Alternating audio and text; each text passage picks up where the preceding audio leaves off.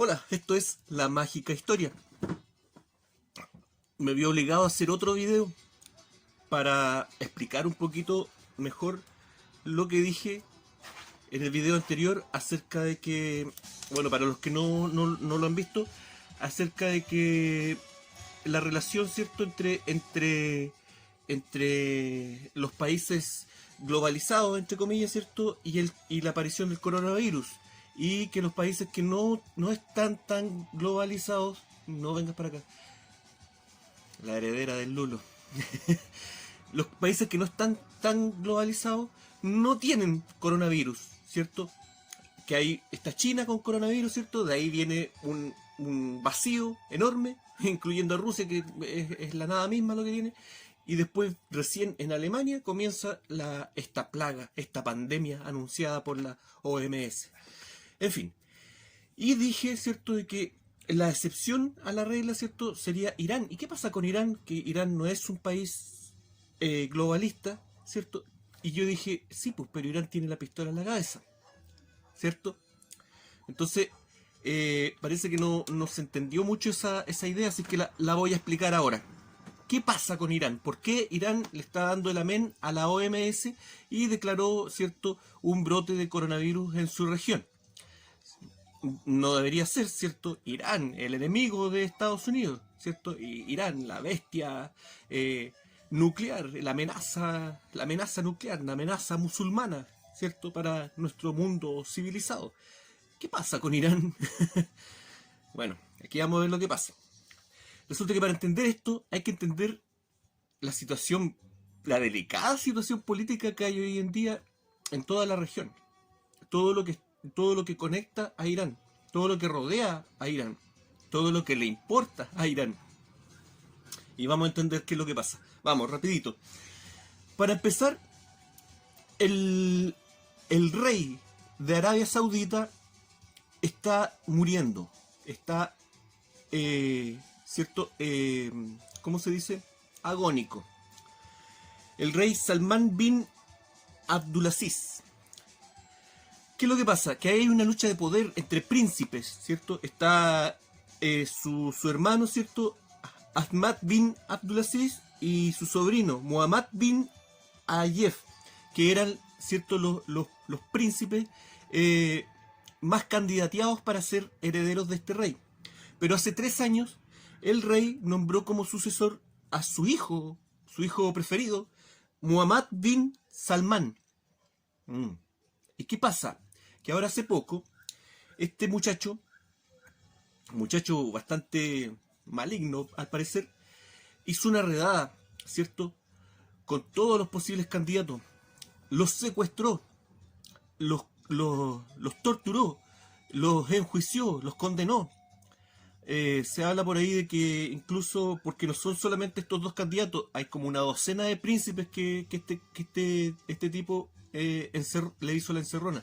Y aparte de eso, una veintena más de funcionarios asociados a todos esos príncipes, que todas esas personas son, ¿cierto?, magnates, multimillonarios. ¿Y qué hizo este caballero?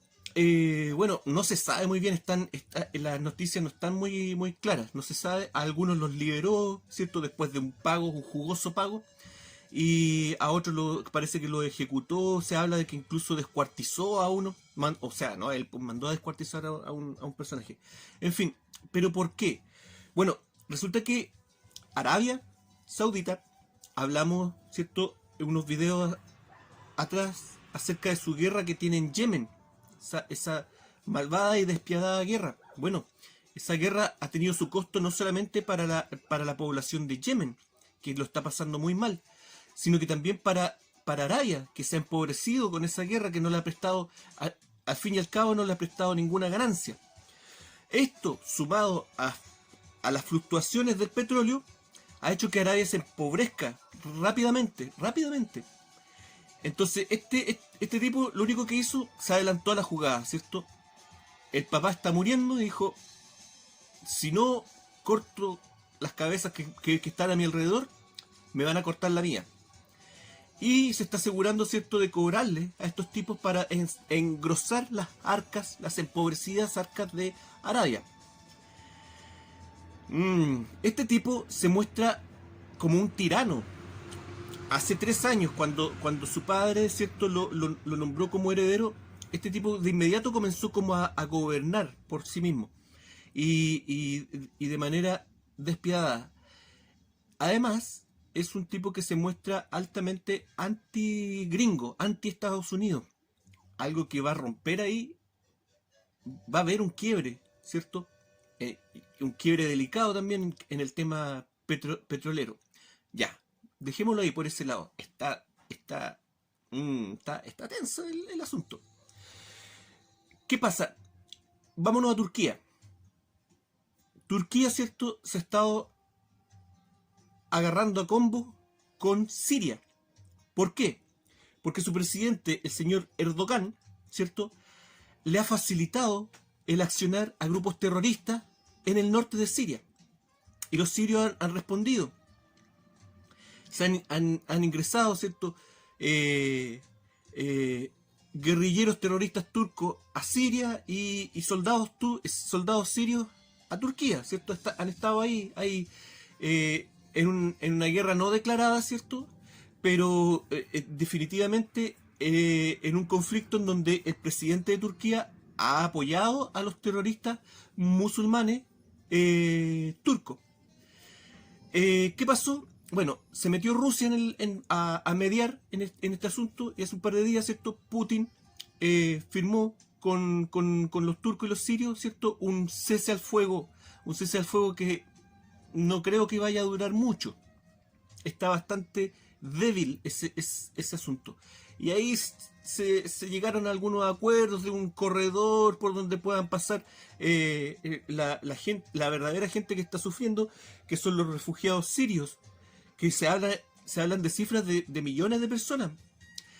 Y no solamente sirios, sino que aquí está sufriendo toda la población civil está sufriendo, incluso la población, ¿cierto?, del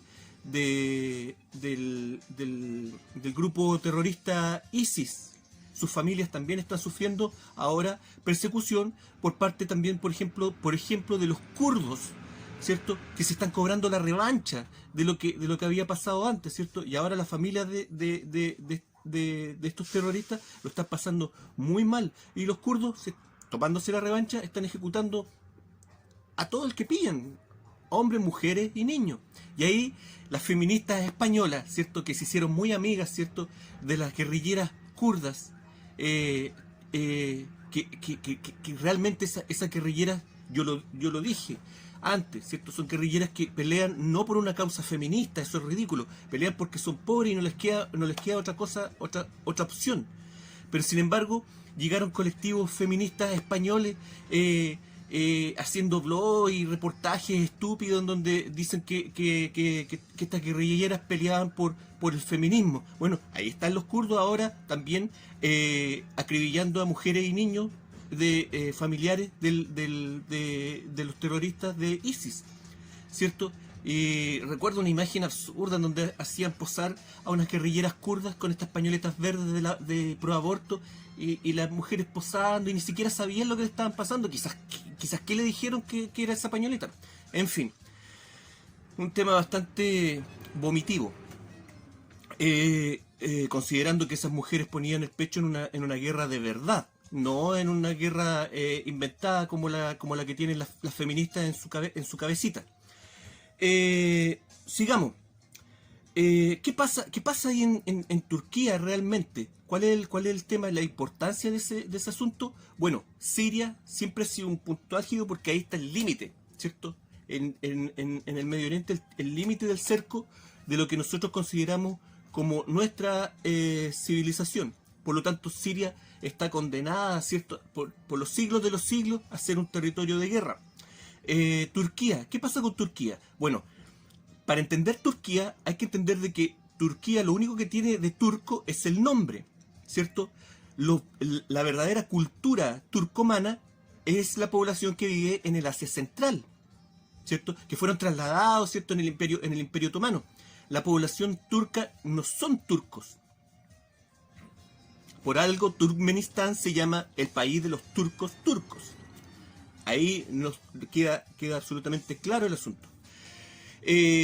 Bueno, después de que cayó el Imperio Otomano, ¿cierto? Después de la Primera Guerra Mundial, hay un personaje, se me fue, pero el padre de Turquía, que le llaman, que él terminó de occidentalizar a Turquía, y de ahí en adelante Turquía siempre fue un aliado de Occidente en esta frontera, en este margen entre Oriente y Occidente, siempre.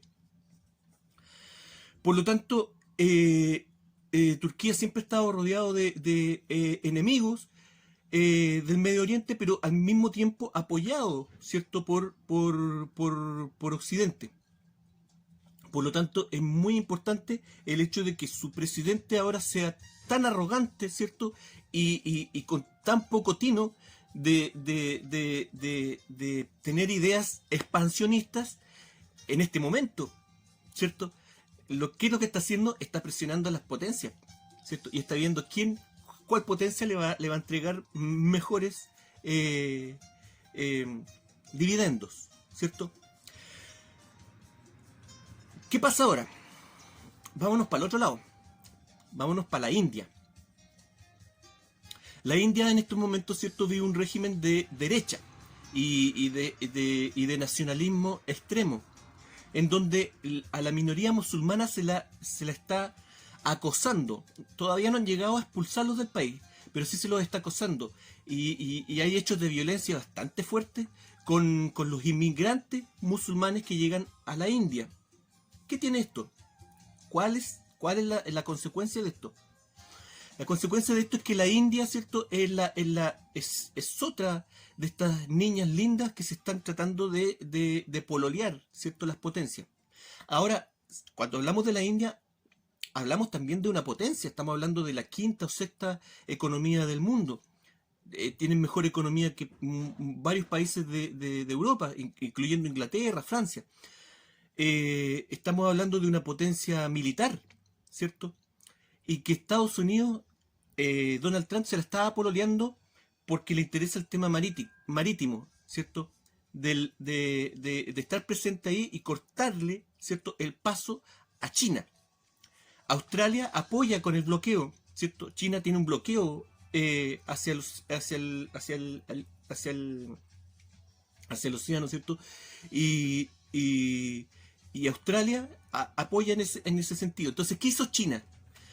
China lo que estaba haciendo, un corredor, ¿cierto? Un corredor de trenes que llegara al océano a través de Pakistán, que está al norte de la India. Entonces, ese bendito corredor es muy importante porque algunos exagerados dicen que aumentaría incluso el 60% de la economía china con el acceso de ese corredor a través de Pakistán hacia el mar. Entonces, ¿qué es lo que pasa? Claro, la política entonces ahora en la India se endurece, ¿cierto?, hacia los musulmanes, hacia la inmigración musulmana. ¿Dónde viene la mayor parte de la inmigración musulmana a la India? De Pakistán, ¿cierto? Y se está enardeciendo, se están elevando estos valores nacionalistas en la India, ¿cierto? ¿Para qué? Para generar un conflicto, un choque con Pakistán. Y Estados Unidos, ¿cierto?, está empujando esto, lo está avalando, porque claro, es muy importante. Y en medio de todo esto, ¿cierto?, ¿quiénes quedan? Los países del Asia Central, que ya veíamos, y todo esto está coordinado con el brote, ¿cierto?, con la pandemia del coronavirus, ¿cierto? Y todos estos países, ¿cierto?, le dicen a la OMS, métanse su pandemia por donde mejor les parezca. Nosotros tenemos cosas más importantes de las cuales preocuparnos. Claro, y mientras todo esto ocurre, nosotros estamos preocupados del coronavirus. Cuando la olla a presión está, pero... Ya, ¿y cuál es el coágulo de todo esto? ¿Cierto? ¿Qué es lo que está al centro de Rusia, de India, de Irán y de Turquía y el Medio Oriente? ¿Qué es lo que está dentro? El Asia Central, ¿cierto? Y ahí está el factor que va a marcar un poquito el desnivel, ¿cierto? ¿A quién, en algún momento, a quién van a apoyar los países del Asia Central? ¿Cierto? Todas estas hordas ¿cierto? De la cultura, de la verdadera cultura turcomana, ¿cierto? La verdadera Tartaria, y no esta Tartaria asociada al imperio zarista. No, yo lo he dicho antes, Tartaria todavía existe. Todos estos países tienen una cultura en común, y después de que cayó la Unión Soviética, ¿cierto? Gran parte del Asia Central era parte de la Unión Soviética. Después de que cayó, estos países han ido recuperando su cultura rápidamente y le dan una gran importancia a esto. Y no quieren tener nada que ver con algo que les huela a, ¿cierto?, a régimen comunista, que ya lo pasaron, ¿cierto? Ya les costó, ¿cierto?, ganar su independencia del régimen comunista soviético, y no van a estar pololeando de nuevo con el régimen comunista chino, ¿cierto? Pero tampoco les sonríen abiertamente a la India, que la India también se está pololeando, ¿cierto? Poder tener la amistad de estos países. Y después del Asia Central, ¿qué viene? Irán, ¿cierto? Irán también está rodeado de todo este conflicto. Por lo tanto, ¿qué pasa ahí? Irán está con la pistola en la cabeza, ¿cierto? Y lo saben muy bien. La tensión está al máximo. Ellos lo saben, nosotros no. Nosotros estamos preocupados del coronavirus. Esa es mi explicación. Gracias. Esto fue La Mágica Historia. Que estén todos súper bien. Chao.